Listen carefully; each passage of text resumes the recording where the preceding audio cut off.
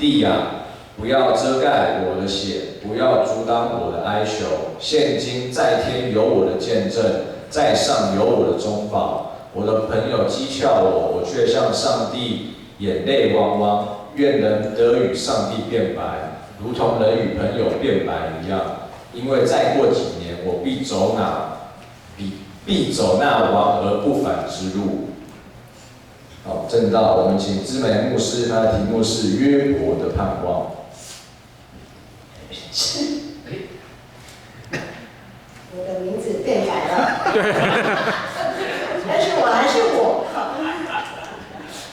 好，在讲苦难之前，我们先来就是先笑一下，这样子不错。好，约伯记呢，在圣经里面其实是一个非常特殊的一个书卷，它整本书都在讲苦难这件事情，它用苦难来探讨生命的意义跟价值。那在苦难当中呢，我们会对上帝质疑，对信仰产生了疑惑。特别在苦难当中，我们会想，我所认识的上帝，我现在所经历的上帝，好像不是我之前认识的那个样子。上帝好像不一样了，上帝好像变得不一样了。所以从约伯记里面，我们看到约伯他的朋友在约伯就是碰到这么大的灾难的时候在第2章的后面会看到他朋友默默的陪伴他7天，跟他一样坐在那个灰烬里面陪伴他7天都不讲话。其实在这个时候，他的朋友还蛮展现出他们的节制跟智慧的。只要有去探访过病人，或是陪伴心灵忧伤的人，我相信都有个经验，就是你陪在他旁边都不讲话，其实是一件很不容易的事。很多时候我们都会想要多说一些什么，要做一些什么，鼓励他，安慰他。好，默默不出声，就是陪在旁边，坐在旁边这样子，其实真的不容易。但是很可惜，当他们陪伴约伯7天之后，约伯就开始倾心吐意之后，这些朋友呢没有办法认同约伯的他的论点，所以呢他的朋友就开始一连串的对他的指责，对他的建议提醒。在很长篇幅长达30几章节的篇幅里面，我们会发现一个落在苦难当中的人，其实他的心情、他的信仰其实是会在一个起起落落的过程当中。有的时候好像看到了盼望，好像抓到了盼望，但是可能前1秒钟抓到了盼望，但是下1秒钟又掉到了谷底。很多时候我们就是这样子起起落落的，好，不会是一个不必然是一个很稳定的一个向上过程或向下坠落的过程。这让我想到我们在圣诞舞会那个社青团契的那个戏剧，最后不是那个主角他后来想被他。中间他不是被很多人迷惑吗？好，很多事件迷惑，最后他要走向上帝的过程当中，也是在那拉扯，一直拉扯。有的时候好像很靠近上帝，但是马上又弹回原点。好，然后就在这样子前进2步，可能后退3步这样的情况里面，不断的反反复复。可是约伯的朋友却把这样子的一个约伯刚好掉在一个谷底的那样子的一个心境，以偏概全放大来看。他们把约伯那个时候那个时间点的心情、那个心境放大来看，好像约伯整个人都是这个样子。但是其实不是，我们真的要很谨慎。当我们在陪伴受苦的人，我们要很谨慎，他现在落在怎么样的情况里，但是我们不能以偏概全。很多时候，我们同样一个会有住院，可能他住院的时间比较长，然后呢，不同的时间的人去探访他，每一个探访者都会有不同的感受。可能我今天去了，那个探访者的状况特别好，特别有信心，可能那隔1、2天再去的人，另外一批人去，就会发现哇，他非常的低落。非常的没有盼望，非常的痛，非常的沉，所以这是一个过程。那每一个人从苦难走出来的过程，他所需要的时间都不一样。好，所以呢，约伯的朋友就是这样子，有这样子的误解，他们误解约伯所以不断的要来反驳他的想法，于是给约伯带来更大的痛苦。在这样子好像众叛亲离的这样的困境当中，约伯不免说，在今天的经文，我们请雅明哥帮我们放到经文的部分。18节这里说：“地啊，不要遮盖我的血，不要阻挡我的哀求。”这句话是引用创世纪，我们知道创世纪第4章，圣经第一个描写兄弟相残的事件，就是亚伯跟该隐跟亚伯的故事。好，这个是引用自那样子的故事。那个时候，该隐杀了亚伯之后，对不对？有血从地里这样子向上帝伸冤，向上伸冤这样。好，亚伯跟约伯，不论是创世纪的亚伯，还是现在我们读的约伯，他们在信仰上其实都堪称我们的典范，算是模范生，信仰模范生。然而，其实若以上帝的义作为标准，没有任何人可以在上帝面前站得住脚。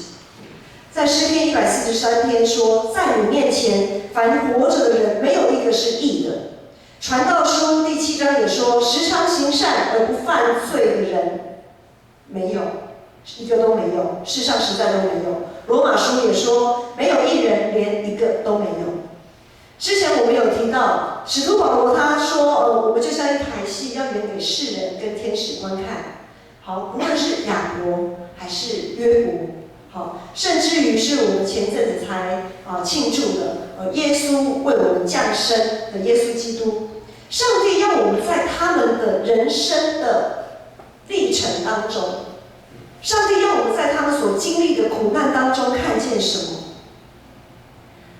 如果连亚伯或者是约伯这么敬虔的人都免不了要受苦，如果连上帝独生爱子耶稣基督，他就是为了要背负我们世人的罪而上十字架受难，这是他降世为人的一个最主要的目的。他的生就是走向十字架。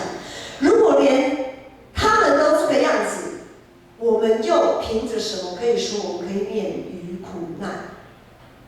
我们又凭着什么可以说我们可以免除苦难？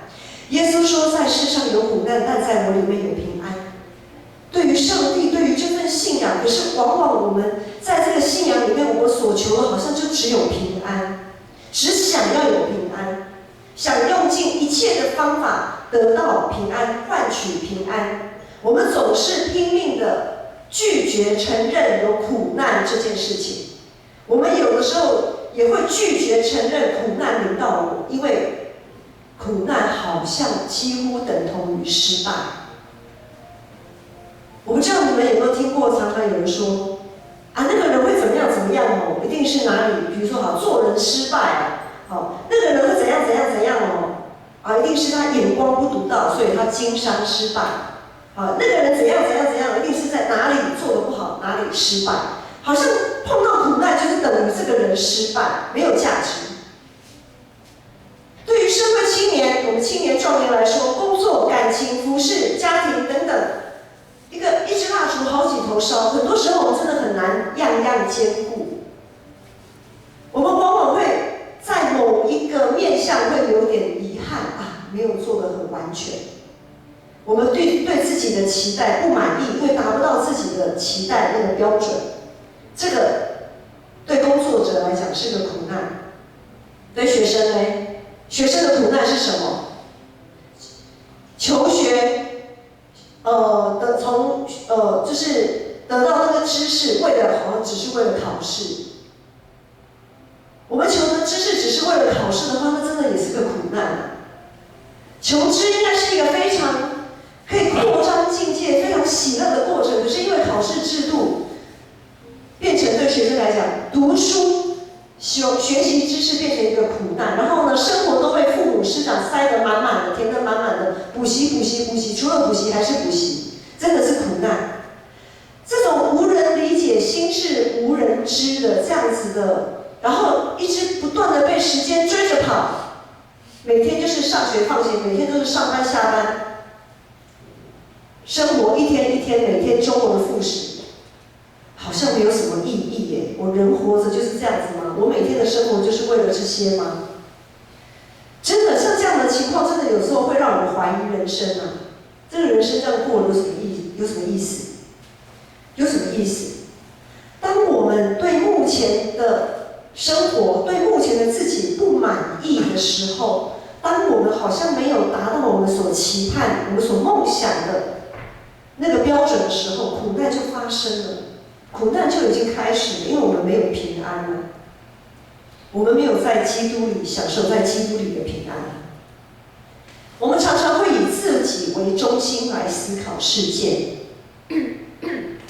很容易会用自己的努力，还有自己的学经历来定位自己的价值，甚至觉得上帝也应该要帮助我达到这些成就，然后让我看起来很有价值。因为我们不都是尊贵的上帝的儿女吗？我们不是应该看起来就非常的有价值吗？上帝应该成为我们的推手，把我们推向那个高峰这样子。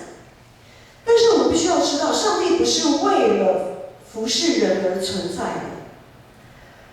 上帝不是为了要讨我们高兴存在的。当然啦，当上帝很喜欢看到我们以他为乐，上帝也很喜悦我们在他里面享受他的丰富丰盛。但是诗篇里面有讲，人算什么？你竟顾念他。人算什么啊？人不过是上帝创造宇宙万物里面的一个很小细微的存在，一个连肉眼都看不到的病毒都可以把我们轻易击垮了，人算什么？对不对？新冠肺炎这个病毒根本看都看不到啊，流感的病毒也看都看不到啊，但是他们很轻易的就把我们击垮了。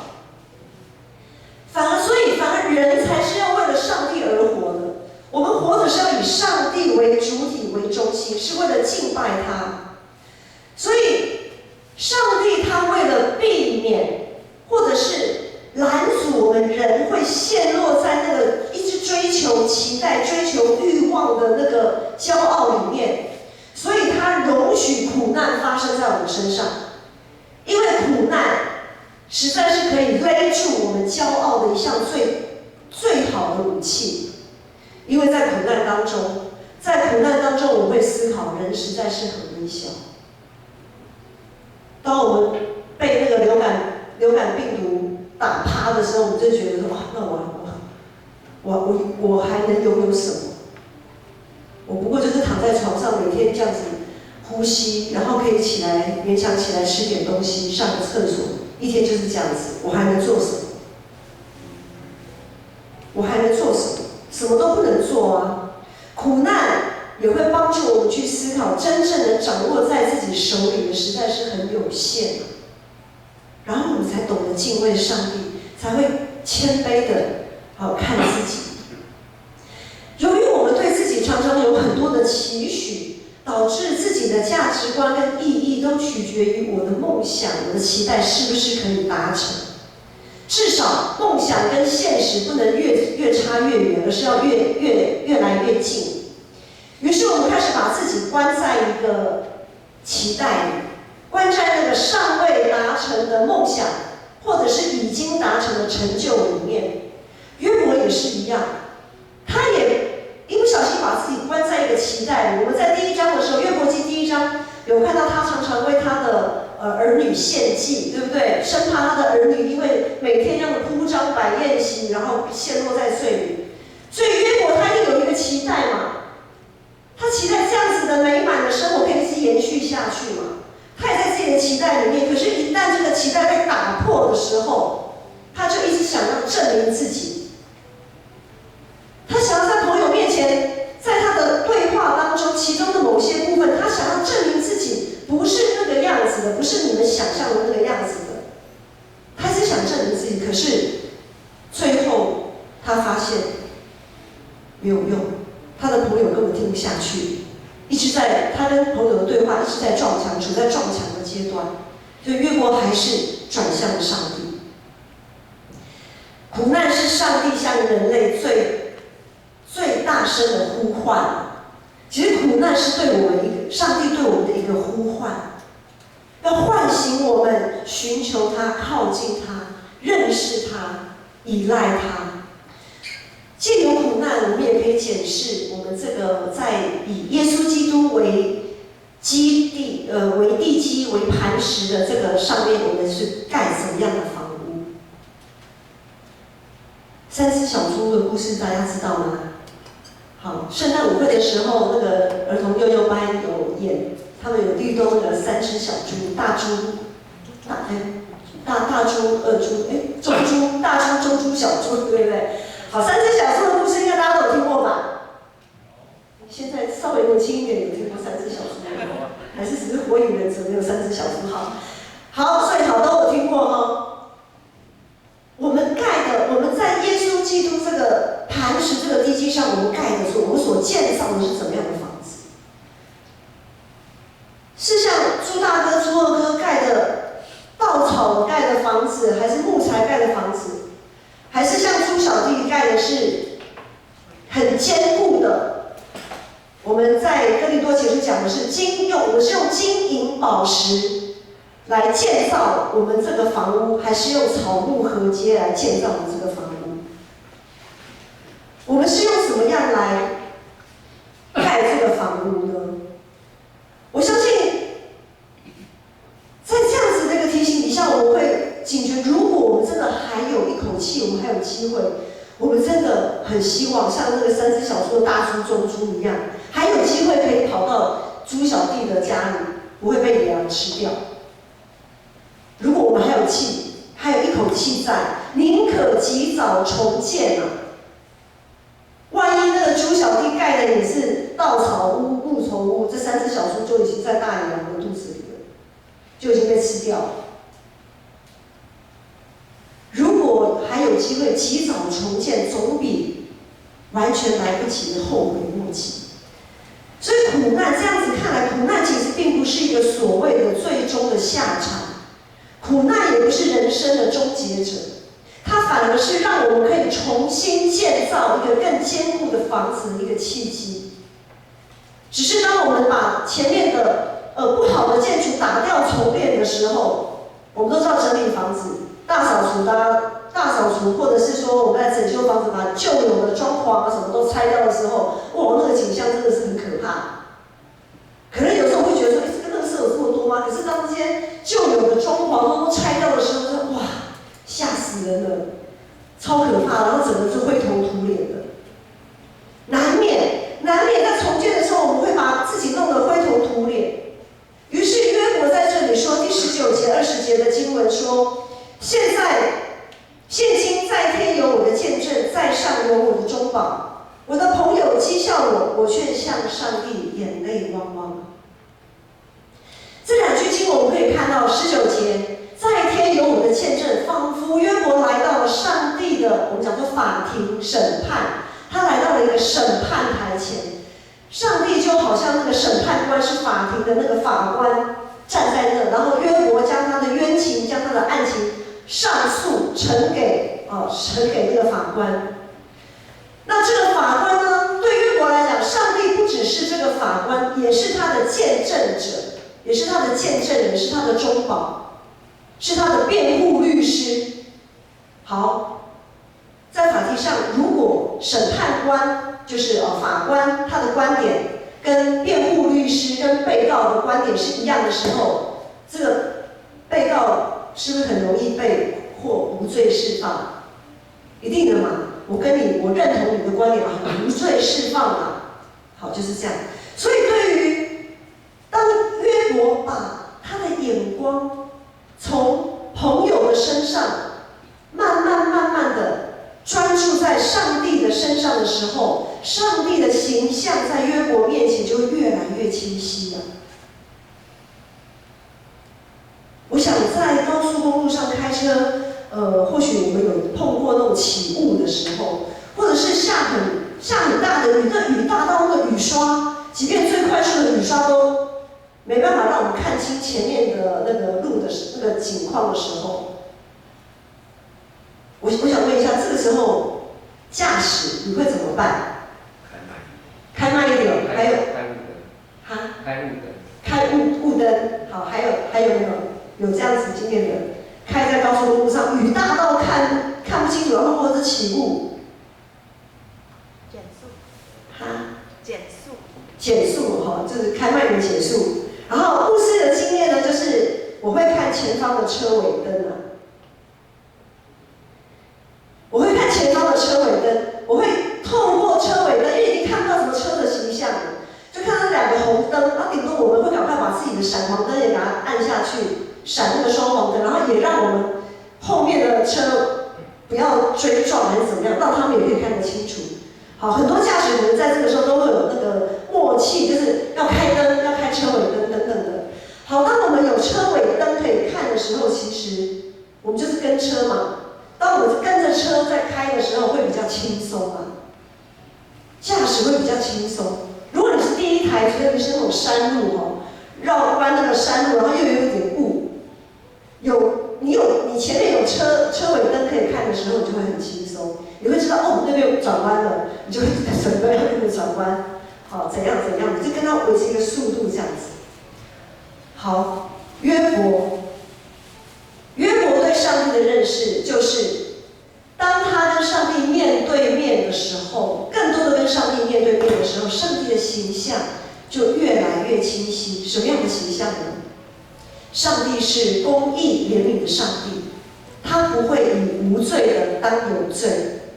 上帝是信实慈爱的上帝，我们的祷告他一定垂听。等等的，这些都是约伯对上帝的认识。当他在自己的梦想的那一个监牢里面看不清四周围的方向的时候，当他在跟上帝好像快要脱节的那浓雾当中，他紧紧地盯着上帝的那个车尾灯，他紧紧地盯着上帝的车尾灯。约伯就在这样子的大雾当中，在大雨当中，慢慢确认自己的方向，慢慢他的心里就有平安。21节、22节这里说：“愿人得与上帝变白，如同人与朋友变白一样。因为再过几年，我必走那往而不返之路。”约伯的一生，他知道人的一生在永恒当中真的是非常的短暂，就好像尘埃一样这么轻的存在，那么的不起眼。但是却有一位创造宇宙的上帝顾念他的需要，成为他可以倾诉的对象。上帝不会打断他的发言，上帝不会打断他的情绪，而且很有耐心的让约伯把话都讲完，让他把所有的情绪都发泄完。上帝之于约伯就好像朋友一样的存在，让约伯可以直言不讳，有什么就说什么，甚至可以跟上帝讨价还价。弟兄姐妹，上帝对你来说是个怎样的存在？他是一个可以让你发泄情绪的对象吗？试试看，他是一个可以让你发泄的对象，因为他是你的中保。上帝对你而言是一个可以跟你讨价还价的对象吗？试试看，你在苦难当中，你可以试着跟上帝讨价还价。他是你的见证人。上帝对你而言是可以无话不谈的存在吗？我们要知道，耶稣是我们最好的朋友。耶稣是我们最好的朋友，是我们完全可以义无挂虑跟他倾诉的对象。认识上帝真的很重要。约伯在苦难当中，他之所以还能心存盼望，就是因为对上帝的认识。那我们呢？我们透过圣经，透过上帝的话语认识上帝。耶稣是道路、真理与生命。我们在耶稣基督的团契当中，在教会的团契当中，我们学习如何在生活中认识上帝。当我们越认识上帝，我们的盼望，当我们落在苦难当中的时候，我们的盼望就会越来越清晰，越来越明确，越来越有根据。苦难绝对不等于失败。你们现在不论经历了怎么样的苦难，不管你们的期待、你们的愿望还是怎么样的，被否决了，没有达成，或者是破灭了、幻灭了，绝对不等于失败。在这个苦难当中，我们要更加坚定地看着上帝的车尾灯，不要像约伯的朋友一样迫不及待的要在苦难当中下定义，去找原因。不要像约伯的朋友一样一直否定苦难的存在，不要用苦难来否定一个人的价值。要知道，在苦难当中，我们看起来这个看似不起眼的瓦器，也有耶稣基督这个宝贝在我们里面。我们这个看起来很不起眼的瓦器，却有耶稣基督这个宝贝在我们里面，使我们在苦难当中仍然可以安然居住。生命的目的绝对不是在于磨除苦难，而是在苦难当中依然心存盼望。我们祷告的目的也不在于挪除苦难，而是能在基督里轻看这些苦难，在苦难当中可以得胜再得胜。我们一生的价值，我要再说一次，我们一生的价值不在于有没有苦难，而是在于我们有没有耶稣基督。我们一生的价值在于我们有没有耶稣。在苦难当中，我们更要停下脚步，放慢脚步，安静在上帝的面前。我们在苦难当中依然可以在主里安然居住。我们一起来起立唱这首诗歌。如果你现在正经历苦难，主耶稣是你的避风港湾。我来到你宝座，献上我的祷告，在这宁静时刻，我听见你的声音，因为你的爱已经找到了我，是我配得走进你的同在里，在这安静时刻，你聆听我呼求，享受在你的荣耀圣洁中，主你扬起脸来光照我的心，你使我心充满了快乐，主啊，你是我全然心靠，耶和华使我安然居住。向前，我们不要否认苦难在我们的身上，因为那是上帝要在你生命当中重新拔起建造的记号。我们不要对于我们过去所建造的茅草的房屋，或者是木材的房屋这么的扒着它不放。我们要放下，如果我们过去所建造的是需要在山地里面被拆毁的，那么我们要说出啊，我愿意顺服，我愿意顺服你把过去的那一些都放弃，都拆毁。我们要在耶稣基督里重新建造一个更稳固、用金银宝石所建造的房屋。苦难绝对不等于失败，苦难是我们可以重新得到安息，重新可以在主里面安然居住的一个莫大的一个机会。我们在做这首诗歌，用我们祷告的心，用盼望，用信心来唱这首诗歌，来到主的宝座前。我来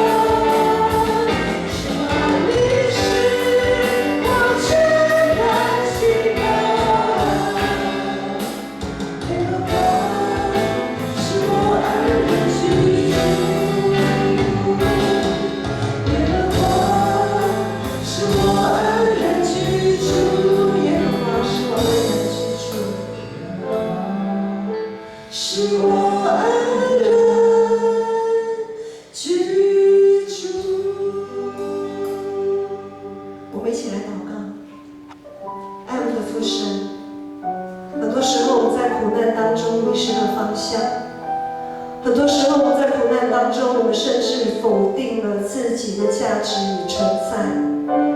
主啊，主啊，今天我们要知道，苦难是你对我们的呼唤，让我们知道，主，你仍然在我们的身旁，你仍然在我们的前面引导，你仍然在我们的背后扶持，你仍然在我们的左边、右边护卫着我们。主啊，恳求主你帮助我们，在落在这样的苦难当中，我们可以紧紧地盯着主你的车尾灯。